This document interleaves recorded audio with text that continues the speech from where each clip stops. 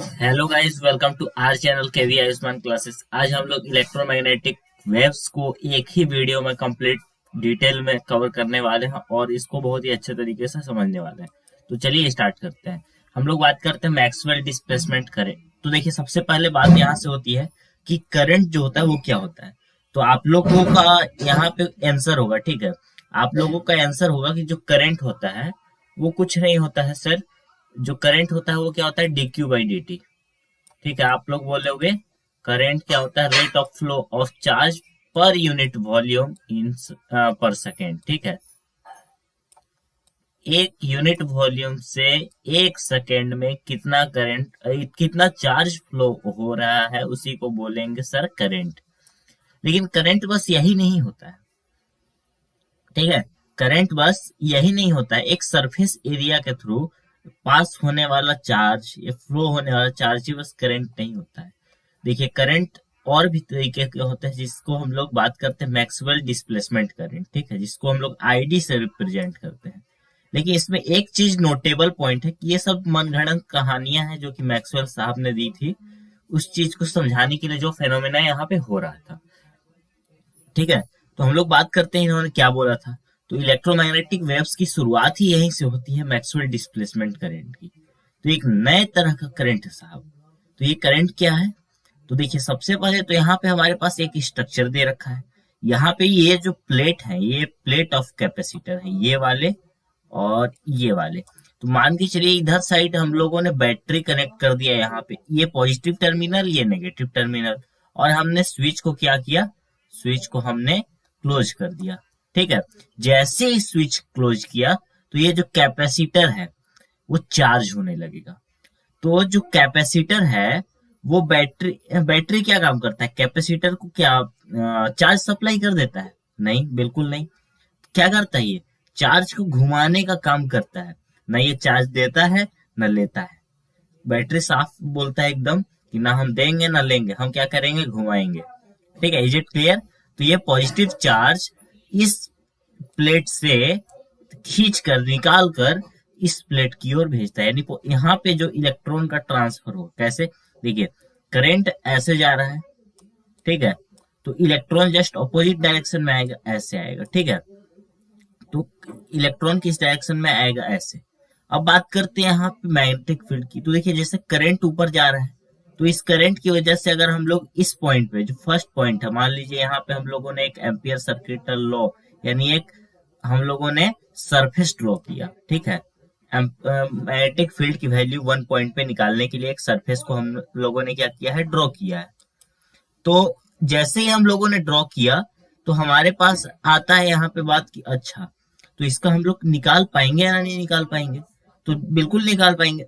Magnetic field की value क्या होती है, B dot D L is equal to mu naught I. ठीक है, अगर नहीं भी याद है तो देख लीजिए एक बार और फिर से याद कर लीजिए, क्योंकि ये चैप्टर पढ़ चुके हैं हम लोग, ठीक है। तो यहाँ पे एम्पियर सर्किटल लॉ की वैल्यू हमारे पास, यहाँ से हम लोग इसकी वैल्यू, बी की वैल्यू फाइंड आउट कर लेंगे। तो बी की वैल्यू यहाँ पे आएगी, क्यों? क्योंकि करंट ऊपर की डायरेक्शन में है और करंट अंदर है इसके, यानी इस सर्किटल लॉ के, यानी जो ये सरफेस हम लोगों ने ड्रॉ किया उसके अंदर करंट है, तो इसका मतलब मैग्नेटिक फील्ड भी होगा। लेकिन अब बात करते हैं पॉइंट नंबर 2 पर, ठीक है। पॉइंट नंबर 2 पे हम लोग अगर बात करें, ये देखिए यहाँ पे, तो यहाँ पे देखेंगे कि हम लोग अगर यहाँ पे एक सरफेस बनाते हैं, यहाँ पे देखिए ये सरफेस हम लोगों ने बनाया, ठीक है। तो हम लोग यहाँ पे जब बनाए तो हमें ये देखने को मिला यहाँ तो कोई करंट नहीं है। तो क्या करंट नहीं है तो मैग्नेटिक फील्ड भी नहीं होगा? जी हाँ, बिल्कुल। यहाँ पे करंट है ही नहीं तो मैग्नेटिक फील्ड कैसे होगा? लेकिन जब हम लोगों ने एक्सपेरिमेंट किया, क्या किया एक्सपेरिमेंट, हम लोगों ने नीडल रखा। तो यहाँ पे फर्स्ट पोजीशन पे जब रखा तो नीडल डिफ्लेक्ट हुई, और सेकेंड पोजीशन पे जैसे ही रखा यहाँ पे भी डिफ्लेक्ट हो गई। ये कैसे देखा हम लोगों ने, एक्सपेरिमेंट बेसिस पे देखा। तो कैसे डिफ्लेक्ट हो गई जब यहाँ पे कोई करंट ही नहीं है? बिना करंट के मैग्नेटिक फील्ड कैसे होगी, ये सवाल आई साइंटिस्टों के मन में। तो मैक्सवेल साहब ने अपना एक लॉ दिया, यानी बोल सकते हैं उन्होंने लॉ को, जितने भी लॉ दिए गए थे इलेक्ट्रोमैग्नेटिज्म में, उन सभी को यूनिफाई करके अपने 4 इक्वेशन के माध्यम से बताया, ठीक है। तो मैक्सवेल साहब ने सबसे पहले क्या किया, डिस्प्लेसमेंट करंट की थ्योरी को बताई। कि हाँ ये मनगढ़ंत कहानी दे दिया उन्होंने ताकि इस चीज को समझा सके। तो यहाँ पे उन्होंने क्या बोला कि जो यहाँ पे मैग्नेटिक फील्ड है, ठीक है, यहाँ पे एक पहला नंबर तो करंट एग्जिस्ट कर रहा है, ठीक है।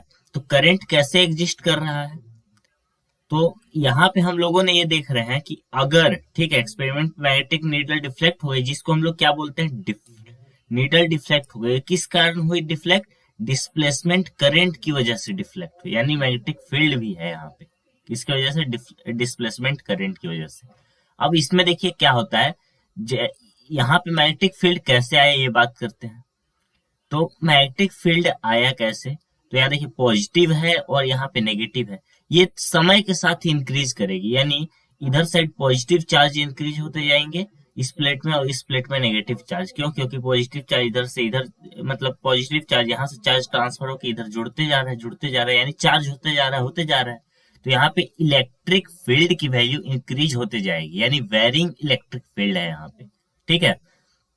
तो वेरिंग इलेक्ट्रिक फील्ड होने की वजह से, ठीक है, वेरिंग इलेक्ट्रिक फील्ड यहाँ पे होने की वजह से हमारे पास क्या हो रहा है, यहाँ पे इंड्यूस्ड मैग्नेटिक फील्ड, यानी मैग्नेटिक फील्ड इंट्रोड्यूस हो जा रहा है।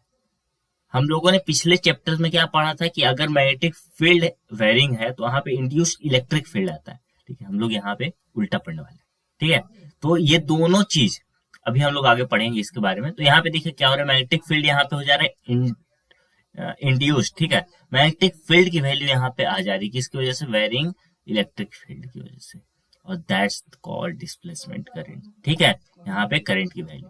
अब बात करते हैं current due to changing electric field.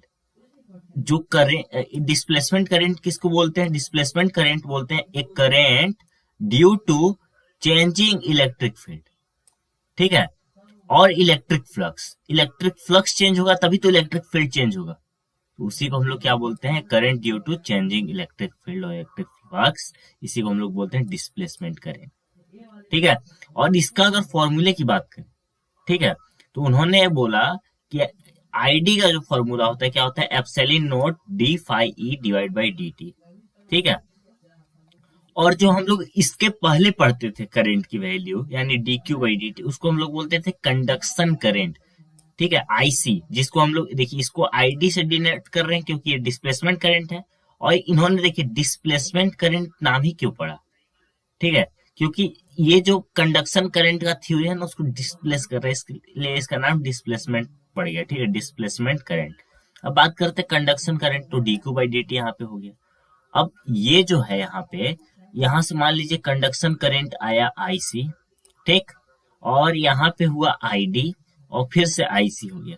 तो क्या ये बीच में करंट की वैल्यू दूसरा आ जा रहा है, अगर यहाँ आईसी रहा, यहाँ पे अगर करंट दूसरा हो गया तो वापस से वही करंट कैसे पहुंचेगा, तो इसका मतलब आईसी और आईडी को इक्वल होना पड़ेगा। तो दैट्स इज कॉल्ड कॉन्टिन्यूटी, ठीक है, continuity of between IC and ID, यानी आईसी और आईडी की वैल्यू इक्वल होती है। लेकिन ये कभी होगा जब आईडी एग्जिस्ट करेगा और only till electric field is changing.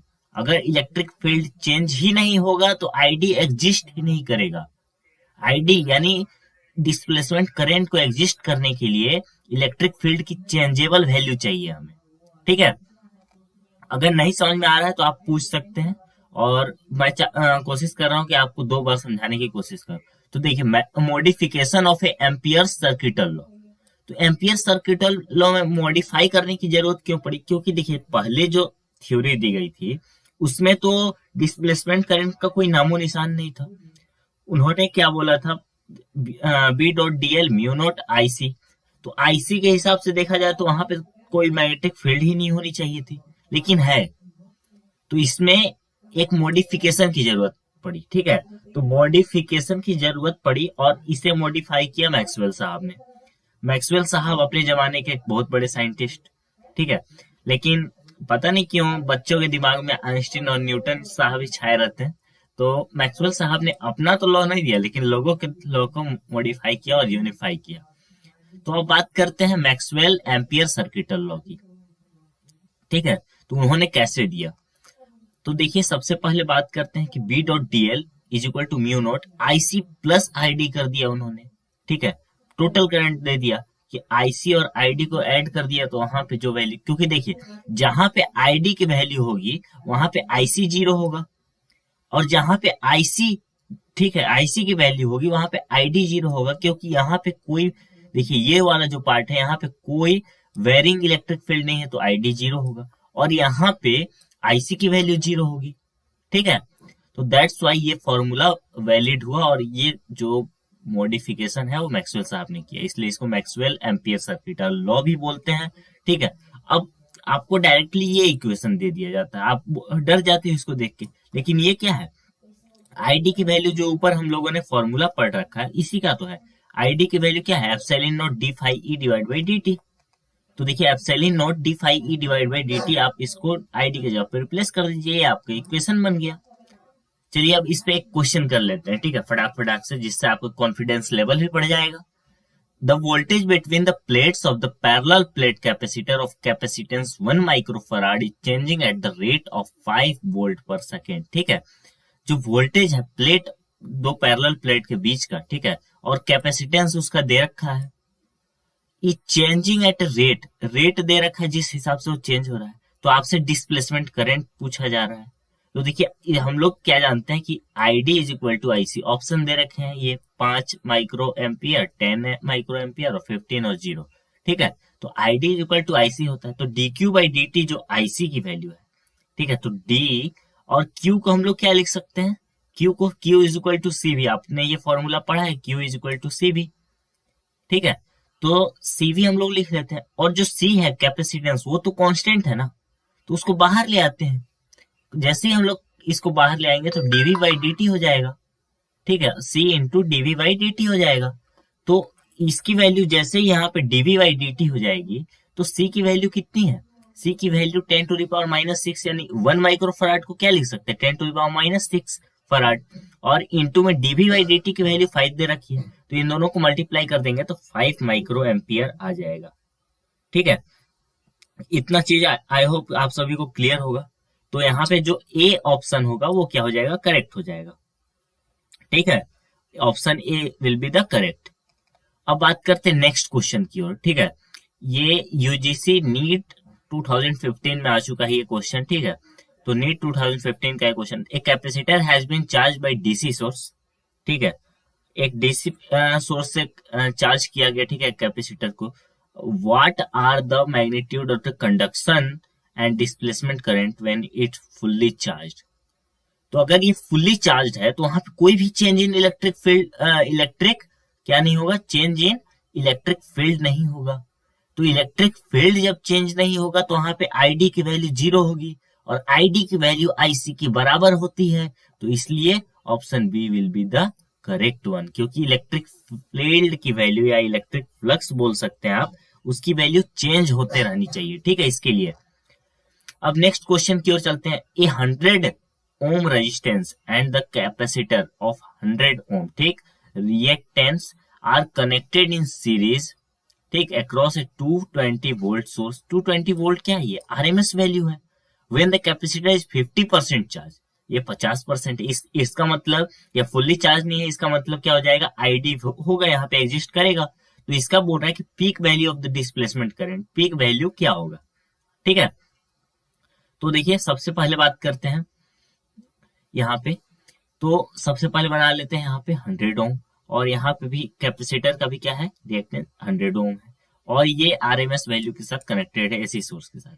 तो हम लोग जेड की वैल्यू जब हम लोग निकालेंगे, इंपीडेंस की वैल्यू, तो R square plus X E square, आप लोग इसमें पढ़ चुके हैं। ठीक है, ये इसके अलोंग आर होगा, और ये नेगेटिव वाई के डायरेक्शन में एक्स होगा। ठीक है, तो यहाँ पे Z impedance of the current, आप ये सब पढ़ चुके हैं। ठीक है, आई होप कि दोहराने की जरूरत नहीं है। तो यहाँ पे 100√2 आएगा क्या, इंपीडेंस ऑफ द सर्किट की वैल्यू, जब हम लोग आर स्क्वायर और एक्स स्क्वायर का अंडर रूट करेंगे। ठीक है, यानी 100 का स्क्वायर प्लस 100 का स्क्वायर का अंडर रूट कर देंगे तो 100√2 आएगा। और आई आर एम एस है वो V R M S divide by Z होता है, तो 220 यानी 220 डिवाइड बाई 100√2 अगर करेंगे तो हमारे पास जो वैल्यू आएगी वो 22 डिवाइडेड बाई 10√2 आएगी। ठीक है, 22 डिवाइड बाई 10√2, तो इसका मतलब 2.2 एम्पियर आएगी, जो कि हमारा आंसर होगा आई नोट की वैल्यू। ठीक है, और यही हमारा क्या हो जाएगा, पीक वैल्यू हो जाएगा। अब इम्पोर्टेंट नोट है, ठीक है, क्या है, इलेक्ट्रिक फील्ड, अब आपको फील आएगा, ठीक है, electric field induced due to the changing magnetic field is perpendicular to the magnetic field. ये क्या है, electric field induced due to the changing magnetic field is perpendicular to the magnetic field. ये क्या है, electric field एक direction में, देखिए सबसे पहले तो मैग्नेटिक फील्ड की डायरेक्शन यहाँ पे इमेज में देखिए अंदर की ओर है, यानी इनवर्ड है, ठीक है, तो इसकी वजह से जो करंट की डायरेक्शन होगी, thumb right hand thumb rule लगाइए आप, राइट हैंड थंब रूल, ठीक है, तो अंदर जब डालेंगे आप लोग तो जो करंट की वैल्यू आएगी, ठीक है, जो करंट की वैल्यू आएगी, sorry left hand thumb rule, तो यहाँ पे देखिए जो करंट की वैल्यू आएगी क्या आएगी, इस डायरेक्शन में आएगी, करंट की वैल्यू इस डायरेक्शन में, ठीक है, पॉजिटिव चार्ज की डायरेक्शन इस साइड होगी, इलेक्ट्रिक फील्ड इसकी वजह से इलेक्ट्रिक फील्ड की डायरेक्शन, जो इंड्यूस्ड इलेक्ट्रिक फील्ड होगा उसकी डायरेक्शन इधर होगी, ठीक है, तो चेंज इन मैग्नेटिक फील्ड की वजह से क्या आता है, इलेक्ट्रिक फील्ड आता है, तो electric field induced due to changing magnetic field is perpendicular to the magnetic field, ठीक है, मैग्नेटिक फील्ड के ये क्या है, परपेंडिकुलर है, ये इनवर्ड है, और इलेक्ट्रिक फील्ड क्या है, इसके परपेंडिकुलर है ऑलवेज, ठीक है, वो ऑलवेज क्या है, परपेंडिकुलर है। अब मैग्नेटिक फील्ड इंड्यूस्ड, जो मैग्नेटिक फील्ड है वो भी इंड्यूस किसकी वजह से, इलेक्ट्रिक फील्ड की वजह से, वो भी परपेंडिकुलर है, ठीक है, इसमें क्या है, जो मैग्नेटिक फील्ड है यहाँ पे वो क्या है, अपवर्ड है, और यहाँ पे जो इसकी वैल्यू है, ठीक है, इलेक्ट्रिक फील्ड की, वो क्या है, पॉजिटिव टू नेगेटिव, तो ये क्या है, ये हमेशा पॉजिटिव यानी क्या है, परपेंडिकुलर है, मैग्नेटिक फील्ड और इलेक्ट्रिक फील्ड। और इसमें जो ऊपर वाला डायग्राम है जो कि हम लोग प्रीवियस चैप्टर में पढ़ चुके हैं, इसमें क्या होता है कि चेंज इन मैग्नेटिक फील्ड की वजह से इलेक्ट्रिक फील्ड प्रोड्यूस हो रहा है, मतलब इंड्यूस हो रहा है, और इसमें इलेक्ट्रिक फील्ड की वजह से, चेंज इन इलेक्ट्रिक फील्ड की वजह से मैग्नेटिक फील्ड इंट्रोड्यूस हो रहा है, ठीक है। अब मैक्सवेल इक्वेशन की बात करते हैं, इन्होंने क्या किया कि ये बहुत बड़े ग्रेटेस्ट साइंटिस्ट जैसा कि मैंने आपको बताया है, तो इन्होंने क्या किया, सभी जो लॉ दिए इलेक्ट्रोमैग्नेटिज्म के अंदर जितने भी हैं सबको क्या किया, यूनिफाई कर दिया, ठीक है। अब आपको कोई अलग से पढ़ने की जरूरत नहीं कि ये पढ़ लो गॉस लॉ पढ़ लो, हो गया, कुछ नहीं करना है। Gauss law of electrostatics, electric flux through a closed surface is 1/एप्सिलॉन times the total charge Q enclose by the surface, ये आप पढ़ चुके हैं। तो इन्होंने पहला लॉ, ठीक है, गॉस लॉ ऑफ इलेक्ट्रोस्टैटिक्स दिया, क्या है ये, फाई क्लोज सरफेस है, Q inside divide by epsilon not, तो इसको हम लोग ई डॉट डी है, ठीक है, फ्लक्स क्या होता है, ई डॉट डी एम्पियर उसके, ठीक है, क्लोज सरफेस के अंदर, ठीक है, Q inside divide by epsilon not, ये हो गया पहला लॉ, आप पढ़ चुके हैं। जो सेकेंड लॉ है इसको कुछ अलग से पढ़ने की जरूरत नहीं है, मैं बोला हलवा टॉपिक है पूरा। Gauss law of magnetism, magnetic flux through any close surface is always zero.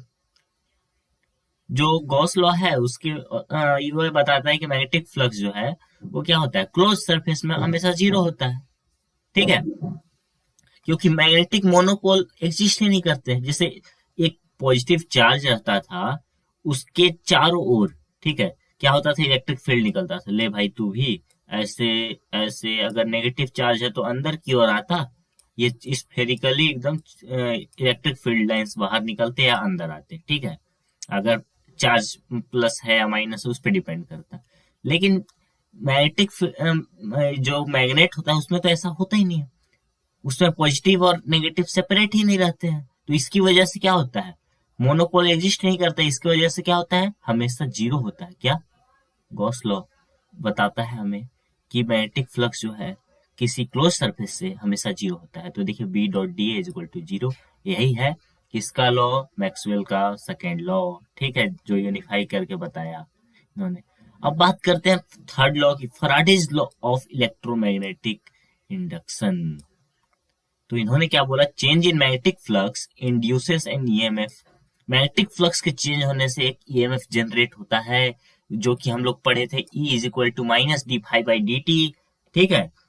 और changing magnetic field induces an electric field, जो मैग्नेटिक फील्ड चेंज होता है उसकी वजह से क्या होता है, एक इलेक्ट्रिक फील्ड इंट्रोड्यूस होता है, ठीक है। एक हमारे पास क्या होता है, एक इलेक्ट्रिक फील्ड इंड्यूस्ड होता है जो कि E dot D L is equal to minus D phi by D T, ठीक है। हमारे पास क्या आ जाएगा, D phi by D T. अब बात करते हैं फोर्थ लॉ की, जो कि है एम्पियर मैक्सवेल लॉ। इन्होंने अपना नाम जोड़ दिया, बोले कि अच्छा मैं यूनिफाई कर रहा हूं, मेरा नाम ही नहीं आएगा। तो इन्होंने बोला नहीं, मेरा भी आना चाहिए। तो इन्होंने चौथा लॉ दे दिया, changing electric field induces a magnetic field. ठीक है, तो ये इनका थोड़ा सा मॉडिफिकेशन किया हुआ लॉ था, जिसके कारण इनका नाम यहाँ पे आ गया। नो, ठीक है, यहाँ पे थोड़ा सा ये बहुत बड़े साइंटिस्ट थे, तो मैं ऐसे ही बोल रहा हूँ यहाँ पे। तो यहाँ पे देखिए, यहाँ पे integration of B dot D L mu not I C plus I D, जो कि हम लोग ऊपर डिस्कस कर चुके हैं। तो आई डी की वैल्यू हम लोग epsilon not D phi by D T लिख सकते हैं, D phi E by D T. ठीक है, अब बात करते हैं equation of electromagnetic waves, EMW. ठीक है, तो electric field and magnetic field, charge at अगर रेस्ट रहता है तो बी मैग्नेटिक फील्ड जो है वो जीरो रहता है, लेकिन इलेक्ट्रिक फील्ड क्या होता है, एग्जिस्ट करता है। लेकिन अगर चार्ज इन मोशन हो विथ यूनिफॉर्म वेलोसिटी, यानी अगर यूनिफॉर्म वेलोसिटी के साथ अगर मूव कर रहा है, तो वहां पे मैग्नेटिक फील्ड भी एग्जिस्ट करता है, और क्या एग्जिस्ट करता है, इलेक्ट्रिक फील्ड भी एग्जिस्ट करता है। यानी कांस्टेंट होते हैं ये दोनों, एग्जिस्ट तो करते हैं लेकिन कांस्टेंट होते हैं। लेकिन अगर बात करें एक्सीलरेटेड चार्ज पार्टिकल की, तो इलेक्ट्रिक फील्ड और मैग्नेटिक फील्ड दोनों एग्जिस्ट करेंगे, लेकिन ये टाइम वेरिंग होंगे। नोट दैट पॉइंट, ये क्या होंगे, टाइम वेरिंग होंगे। ठीक है, और ये दोनों आपस में परपेंडिकुलर होंगे। ठीक है, और जो ये होंगे, ये क्या होंगे, ऑक्सीलेट करेंगे। ठीक है, ऑक्सीलेशन करेंगे, एक्सीलरेटेड चार्ज पार्टिकल अगर रहेंगे तो। ठीक है, और ये क्या फॉर्म करेंगे, इलेक्ट्रोमैग्नेटिक वेव्स। इसी को बोलते हैं इलेक्ट्रोमैग्नेटिक फील्ड, इलेक्ट्रोमैग्नेटिक वेव। अगर जो चार्ज पार्टिकल है एक्सीलरेशन में हो, ठीक है, अगर ये चार्ज पार्टिकल एक्सीलरेशन में हो, तो यहाँ पे क्या होता है, इलेक्ट्रोमैग्नेटिक वेव जनरेट होता है, यानी electric field perpendicular to the magnetic field, और ये दोनों के परपेंडिकुलर क्या हो जाएगा, डायरेक्शन इलेक्ट्रोमैग्नेटिक वेव्स का डायरेक्शन हो जाएगा, जो कि हम लोग देखने वाले हैं। तो अगर ये वीडियो आपको अच्छा लग रहा है तो कृपया चैनल को सब्सक्राइब कर दे, और आज हम लोग बिना खत्म किए इस चैप्टर को नहीं हिलने वाले। तो चलिए स्टार्ट करते हैं। स्टार्ट तो पहले से है भाई साहब। Electromagnetic wave is a radiated produced by accelerated और ऑक्सीलेटिंग चार्ज पार्टिकल। ठीक है, इलेक्ट्रोमैग्नेटिक वेव जो है वो क्या होता है, रेडिएटेड है एक्सीलरेटेड चार्ज पार्टिकल के डायरेक्शन में, और इसके अलावा क्या होता है, इलेक्ट्रिक फील्ड और मैग्नेटिक फील्ड ऑक्सीलेट करते हैं। मैं आपको इमेज के द्वारा भी बताऊंगा। देखिए, जैसे इलेक्ट्रिक फील्ड मान लीजिए एक्स यहाँ पे वाई डायरेक्शन में है, और जो मैग्नेटिक फील्ड है जेड डायरेक्शन में, तो वेव जो है एक्स डायरेक्शन में ट्रेवल कर रहा है, यानी इलेक्ट्रिक फील्ड और मैग्नेटिक फील्ड परपेंडिकुलर है, वेव जो है अपना एक अलग डायरेक्शन में क्या कर रहा है, प्रोड्यूस हो रहा है, रेडिएट हो रहा है। Electromagnetic wave propagates in space through oscillation. ठीक है, ऑक्सीलेशन के जरिए क्या होता है, प्रोपोगेट करता है of electric field and magnetic field perpendicular to each other to the direction of wave propagation. ठीक है, और देखिए, since the oscillation of electric field and magnetic field occur perpendicular to the direction of wave propagation, चूंकि electric जो magnetic wave है वो क्या है, ट्रांसवर्स वेव है। ठीक है, ट्रांसवर्स वेव मतलब ऊपर नीचे करने वाले, ट्रांसवर्स वेव मतलब ऊपर नीचे, यानी पीक वैल्यू से वापस डिक्लाइन करने वाले। और ये दोनों जो इलेक्ट्रिक फील्ड और मैग्नेटिक फील्ड होते हैं वो सेम फेस में होता है। ठीक है, वो क्या होते हैं, सेम फेस में होते हैं। इसी कारण क्या होता है हमारे पास, इसी जो सेम फेस में कारण होने की वजह से ये दोनों पीक वैल्यू पे एक साथ पहुंचते हैं, और वापस से जो जीरो मतलब इनका जो लोएस्ट वैल्यू है उस पर साथ में पहुंचते हैं। तो देखिए, नोटेबल पॉइंट यहाँ पे क्या है कि E perpendicular to B is perpendicular to V, जो इलेक्ट्रोमैग्नेटिक वेव्स का वेलोसिटी का डायरेक्शन है वो भी परपेंडिकुलर होगा, तीनों परपेंडिकुलर होंगे। और जो electric field and magnetic field होंगे reach their maxima and minima, जैसे कि मैंने आपको बताया, साथ में। ठीक है, और E and B are in same phase. ठीक है, इसीलिए तो ये हो रहा है। और डायरेक्शन ऑफ वेलोसिटी हम लोग कैसे पता करेंगे कि डायरेक्शन क्या है, तो E क्रॉस B से। ठीक है, आप B क्रॉस E नहीं कर सकते क्योंकि E cross B is not equal to B cross E। ठीक है, वेक्टर में आप पढ़ चुके हैं ये, जब आप बचपन में थे, जब आप हॉस्पिटल में थे, तब आपका दिमाग घूम गया होगा कि अच्छा हाँ ये चीज तो हम लोग पढ़े ही है, जन्म लेने से पहले ही पढ़े। ठीक है, तो यहाँ पे देखिए, इलेक्ट्रिक फील्ड जो है वो क्या है, हम लोग क्या एजम्पशन लेके चल रहे हैं, हम लोग एजम्पशन लेके चल रहे हैं कि ई जो है जे कैप के डायरेक्शन में, और जो बी जो है वो क्या है के कैप की डायरेक्शन में है। यानी ई वाई एक्सिस में और बी को जेड एक्सिस में ले रहे हैं। ठीक है, आप कुछ भी ले सकते हैं, लेकिन जैसा कि इमेज में दिखा रहा है तो उसके हिसाब से समझाने के लिए मैं ले रहा हूँ। ठीक है, तो जे क्रॉस के कैप हमेशा क्या देता है, आई कैप, इसलिए इसका जो डायरेक्शन होगा एक्स एक्सिस के अलॉन्ग आई कैप, यानी क्या होता है एक्स एक्सिस। तो देखिए ये क्या कर रहा है, जो ई है वो देखिए ऐसे ऐसे पीक वैल्यू जा रहा है फिर डिक्लाइन कर रहा है, तो ये क्या कर रहा है, ऑक्सीलेट कर रहा है। और ये क्या कर रहा है, ये इस प्लेन में यानी एक्स जेड प्लेन में क्या कर रहा है, एक्स जेड प्लेन में कौन ऑक्सीलेट कर रहा है, एक्स जेड प्लेन में बी प्रोपोगेट कर रहा है। और जो एक्स और वाई प्लेन है इसमें इलेक्ट्रिक फील्ड कर रहा है। ठीक है, तो total energy shared equally among E and B, E and B के जो एनर्जी होंगे दोनों में बराबर शेयर होगा। ये ऐसा किस लिए होगा, ठीक है, तो ये एक नोटेबल पॉइंट है, क्योंकि इलेक्ट्रिक फील्ड और मैग्नेटिक फील्ड है सेम फेस में, इसलिए एनर्जी भी इनका सेम होगा। ठीक है, जो एनर्जी शेयर होगा इन दोनों के बीच में इक्वली शेयर होगा। अब बात करते हैं एक और क्वेश्चन की। ठीक है, जो कि फेस 1 में 2016 में आया है। ठीक है, किसमें, नीट के एग्जाम में ये भी आया हुआ है। ठीक है, out of the following option which one can be use to produce a propagating electromagnetic wave. ठीक है, ये चार्जलेस पार्टिकल नहीं भैया, ये तो इलेक्ट्रिक फील्ड भी नहीं जनरेट करेगा, चार्जलेस है तो कैसे करेगा। एक्सीलरेटिंग चार्ज, जी हाँ बिल्कुल, मैंने ऊपर ही डिस्कस किया है कि एक्सीलरेटिंग चार्ज होगा तभी ईएमडब्ल्यू प्रोड्यूस होगा। ठीक है, और ये charge moving at a constant velocity, नहीं बिल्कुल नहीं। ये स्टेशनरी चार्ज, ये केवल इलेक्ट्रिक फील्ड जनरेट करेगा, नहीं बिल्कुल नहीं। तो B option is the correct one. अब बात करते क्वेश्चन नंबर 5 की ओर। तो velocity of the EMW is given by, कैसे, ई क्रॉस बी, मैंने बताया ना, बी क्रॉस ई नहीं होगा, ई क्रॉस बी होगा। सिंपल क्वेश्चन आते हैं यार नीट में। अब ये क्वेश्चन जो है आपका 2011 जेई मेंस का है। The electric and the magnetic field associated with the EM wave propagating along Z axis can be represented by. तो जेड एक्सिस कैसे आता है, जेड एक्सिस अगर हम लोग आई क्रॉस जे करें, ठीक है, आई क्रॉस जे करें तभी तो के कैप आएगा ना। और के कैप क्या होता है, जेड एक्सिस होता है। तो आई यानी एक्स, ठीक है, और जे यानी Y.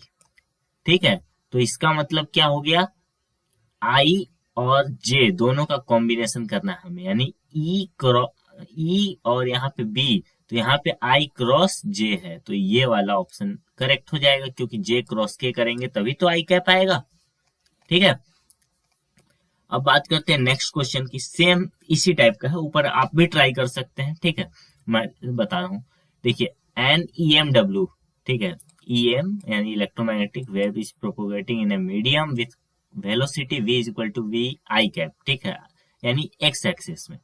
The instantaneous oscillating electric field of this electromagnetic wave is along Y axis, Y axis के अलोंग क्या है, ये आपका इलेक्ट्रिक फील्ड का डायरेक्शन है।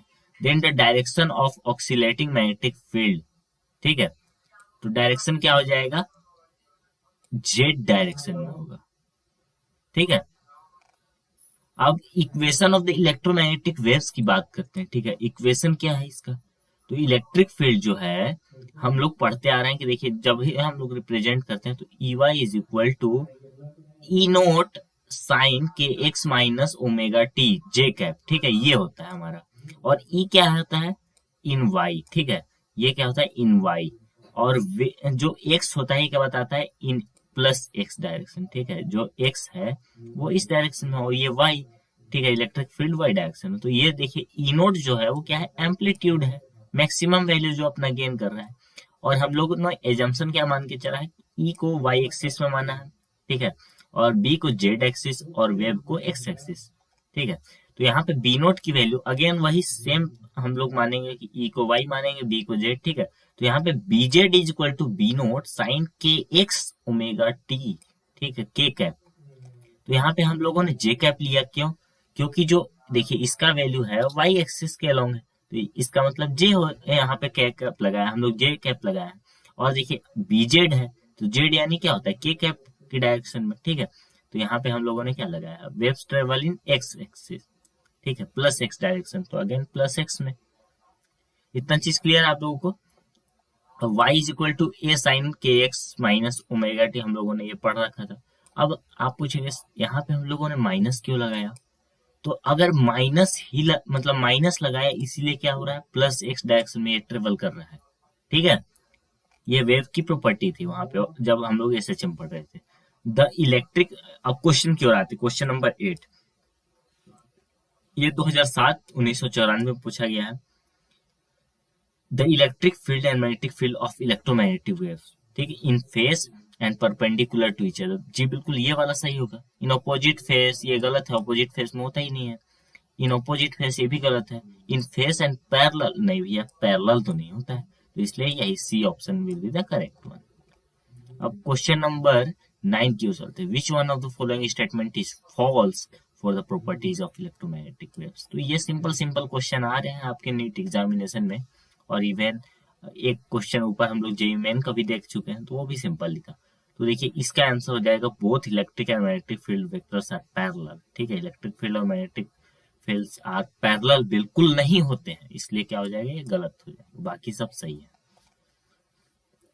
अब ये थोड़ा भाई ट्रिकी क्वेश्चन है, क्योंकि ये जेईई मेन का क्वेश्चन है। देखिए इसको देख लेते हैं। The electric field part of an electromagnetic wave in a medium is represented by E X is equal to 0 और E Y is equal to given है क्या है 2.5, और ये यूनिट दे रखा है cos 2 पाई इंटू 10⁶ रेडियन पर सेकेंड टी माइनस पाई इतना दे रखा है, ठीक है।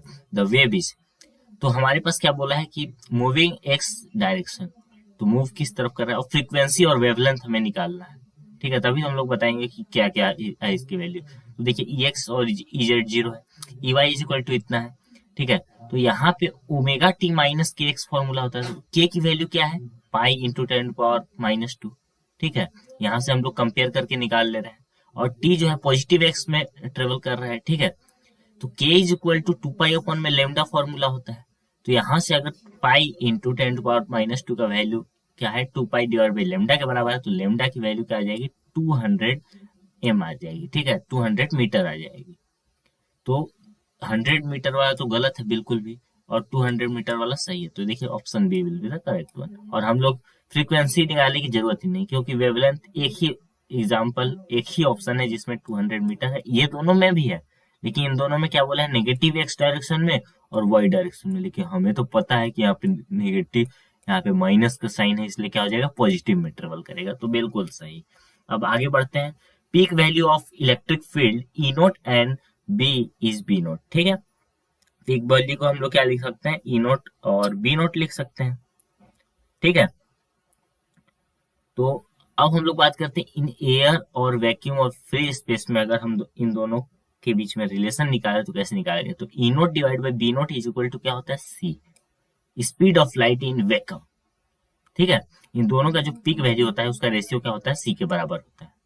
तो इससे आप ये अंदाजा लगा सकते हैं कि ई नोट की वैल्यू है बी से काफी, बी नोट से काफी बड़ी होगी, यानी 3 इंटू 10⁸, ठीक है, 10⁸ मीटर पर second.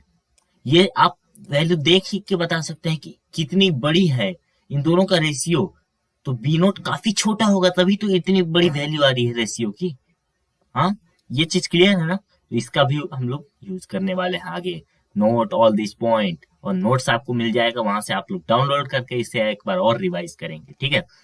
In any other medium अगर हम लोग बात करें तो E naught divide by B naught की वैल्यू v के बराबर आएगी, तो speed of light in that vacuum, ठीक है, मतलब इन दैट मीडियम जिसमें हम लोग इसकी वैल्यू निकालना चाह रहे हैं, ठीक है।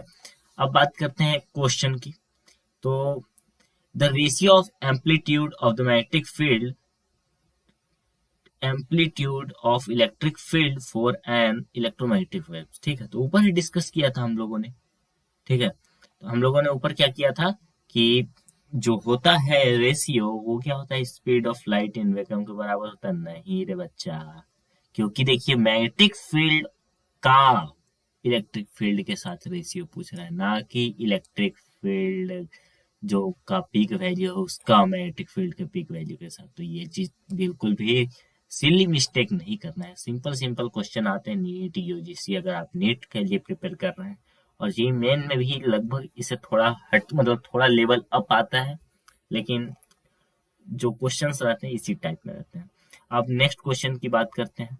तो यहाँ पे an electromagnetic wave in free space the root mean square, ठीक है, जो root mean square RMS value है इलेक्ट्रिक फील्ड की वो इतनी दे रखी है। तो peak value of the magnetic field पूछ रहा है आपसे, कैसे निकालेंगे? तो देखिए E naught divide by B naught की वैल्यू सी होगी, ठीक है, तो E R M S divide by B naught, ठीक है, ई R M S root two, क्योंकि ई नोट की वैल्यू क्या हो जाएगी, ई नोट की वैल्यू होती है ई आर एम एस, मतलब ई आर एम एस क्या होता है, E naught divide by root two, तो रूट टू इधर जाएगा तो ई नोट की वैल्यू क्या हो जाएगी, E R M S root two. तो इसको हम लोग यहाँ पे पुट कर देते हैं। इतना चीज क्लियर आप लोगों को? तो यहाँ से जैसे ही हम लोग इसे पुट करेंगे, ठीक है, जैसे ही हम लोग इसे पुट करेंगे तो हमारे पास 1 सेकेंड, हाँ, हमारे पास यहाँ पे क्या आ जाएगा, B naught is equal to, okay, हाँ, B naught is equal to 2√2 into 10⁸, क्योंकि ये 3 और 2 टाइम कैंसिल हो जाएंगे, तो हमारे पास जो फाइनल वैल्यू 2.8 इंटू 10⁻⁻8 आ जाएगी। तो देखिए जो 2.83, देखिए ये आपका B option will be the correct one हो जाएगा, ठीक है। सिमिलरली ये भी वैसा ही क्वेश्चन है, तो आप इसे ट्राई कर लेंगे। हम लोग आगे बढ़ते हैं। तो परमिएबिलिटी एंड परमिटिविटी, ये क्या होता था? परमिएबिलिटी होता था कि इसमें मैग्नेटिक फील्ड में जिसकी वैल्यू म्यू नोट होती थी, ठीक है, म्यू नोट, मतलब परमिएबिलिटी मीडियम की बात नहीं कर रहे हम लोग, उसमें बात कर रहे हैं, लेकिन अगर मीडियम की बात करें तो केवल म्यू होती थी, और यहाँ पे एप्सिलॉन, ठीक। तो इन एयर और वैक्यूम की बात करें तो यहाँ पे सी की वैल्यू जो होगी, speed of electromagnetic wave in vacuum, C क्या है, speed of electromagnetic wave in vacuum, वो क्या हो जाएगी, 1/μ0 एप्सिलॉन नोट का अंडर रूट। ये फॉर्मूला आपको याद रखना है, ठीक है। और इन अगर एनी अदर मीडियम बात करें तो v is equal to C divide by mu R epsilon naught R, ठीक है, का अंडर रूट। और देखिए mu R epsilon naught R को आप लोग क्या लिख सकते हैं, एन लिख सकते हैं। एन क्या है, यहाँ पे एन रिफ्रैक्टिव इंडेक्स है, तो आप इसको क्या लिख सकते हैं, सी बाई एन लिख सकते हैं, जो कि हम लोग आगे जब रिवाइज करेंगे, इसको रिवाइज भी करेंगे एक बार, तो वहां पे हम लोग देख रहे होंगे इसको, ठीक है। तो यहाँ पे एक क्वेश्चन है ऐसे ही, देखिए इसका आंसर ऊपर फॉर्मूले से ही आ गया कि हम लोगों को अगर यहाँ पे वो बताना है तो कैसे बताएंगे, ठीक है। तो इसका ऑप्शन ए करेक्ट वन हो जाएगा, ठीक है। अब नीचे बात करते हैं एनर्जी डेंसिटी, एनर्जी डेंसिटी की बात करते हैं यहाँ पे हम लोग। तो जैसे ही हम लोग एनर्जी डेंसिटी की बात करेंगे तो यूई एवरेज 1/4 एप्सिलॉन नॉट ई का स्क्वायर होता है, हमारे पास क्या होता है, एवरेज, ठीक है। एनर्जी डेंसिटी, इलेक्ट्रिक फील्ड की एनर्जी डेंसिटी ये होती है एवरेज, ठीक है। और अगर मैग्नेटिक फील्ड की एवरेज डेंसिटी की बात करें, एनर्जी डेंसिटी की, तो 1/4 बी नोट का स्क्वायर, ठीक है, डिवाइड बाई म्यू नोट।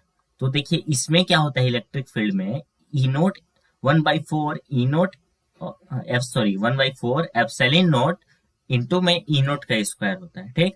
और इसमें 1/4 बी नोट का square divide by mu naught ये होता है। और जो दोनों देखेंगे आप तो ये दोनों इक्वल होते हैं, जी हाँ बिल्कुल। और ये जो एनर्जी डेंसिटी होता है ये क्या होता है, एनर्जी पर यूनिट वॉल्यूम, तो इन दोनों की वैल्यू इक्वल होती है, ये भी आपको याद रखना है, ठीक है, ध्यान में रखना है कि यूई और यूबी एवरेज दोनों इक्वल होते हैं। और यू टोटल की बात करें तो क्या हो जाएगा, यूई प्लस यूबी दोनों इक्वल है, दोनों इक्वल है, इसलिए क्या हो जाएगा, दोनों को अगर हम लोग 2UE लिख लें तो दोनों का वैल्यू अगर हम लोग ऐड कर देते हैं तो यहाँ पे हाफ यानी 2 टाइम्स हो जाएगा। तो 2 टाइम्स होने की वजह से half epsilon not E not का स्क्वायर हो जाएगा। और सिमिलरली अगर मैग्नेटिक फील्ड में भी करें तो यहाँ पे भी हाफ हो जाएगा। तो ये सभी फॉर्मूला आपको याद रखने हैं, लेकिन आप अगर बेसिकली इसे याद रखते हैं तो ये अपने आप याद हो जाएगा। तो एनर्जी वॉल्यूम यही चीज को वापस से देख लीजिए, यहाँ पे लिखा हुआ है। अब हम लोग during the propagation of electromagnetic waves in medium, ये दे रखे हैं आपके पास क्वेश्चन, ठीक है, इसे भी आप ट्राई कर लेंगे, सेम सिमिलर टाइप के क्वेश्चन है।